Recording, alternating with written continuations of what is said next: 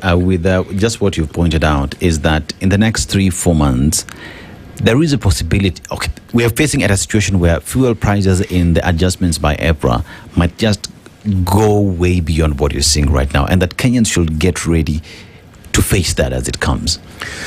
The government needs to have an honest conversation with these people. Yes.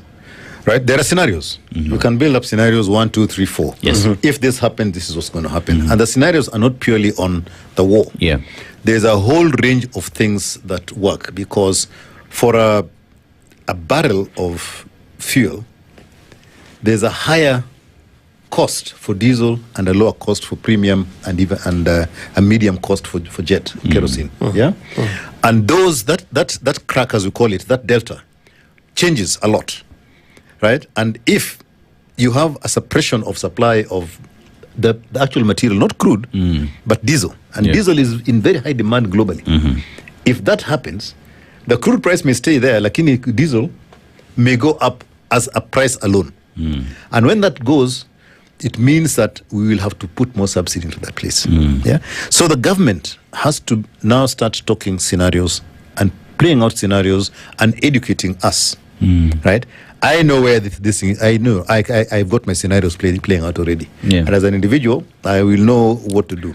But the whole country has to know. Give us a scenario. What is going to Give us a scenario.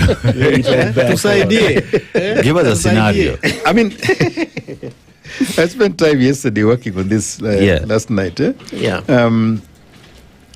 So some of the areas that really you look at is, first of all, is the Strait of Hormuz. Okay. That is the first one.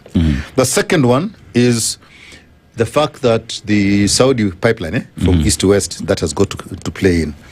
And then there is the barrel, is it Bab el Mandeb? Yes. Yeah, near the Straits of Aden. Yeah, that is another one that can also enter into the disruption. Yeah, because if that happens, then we can't get product from the Red Sea coming out, because the Red Sea is an alternative supply. Yes, into there. So the first scenario, based on all those things, is that the Strait of Hormuz remains partially open, which it is now. There's some stuff going to China and places like that, but not all of it is coming out. The Saudi pipeline will compensate for some of the crude coming out. The Bab el Mandeb remains open. And most of the infrastructure in the Middle East remains as it is. The refineries are not hit, whatever it is, and so forth. So that crack on diesel, that differential will be moderate. So the prices will rise slowly, based on that. For us, it means that prices will probably go up at the rate of about 5% in East Africa. So it will remain elevated where it is for that period of time. So availability is there. Slightly higher cost, no crisis. No crisis. If you have a change, Hormuz constrained, Bab el Mandeb disrupted,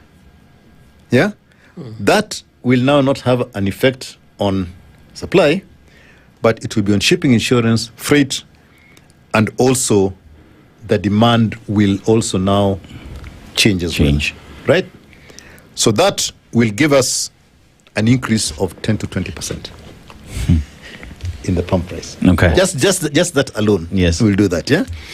Again, it is the diesel crack that will widen. Yeah. That's what will happen. So the cost of diesel will go up even more. And diesel is really our Achilles heel. Yeah. Because gasoline doesn't have that big crack. Yeah. The third scenario is now getting even worse.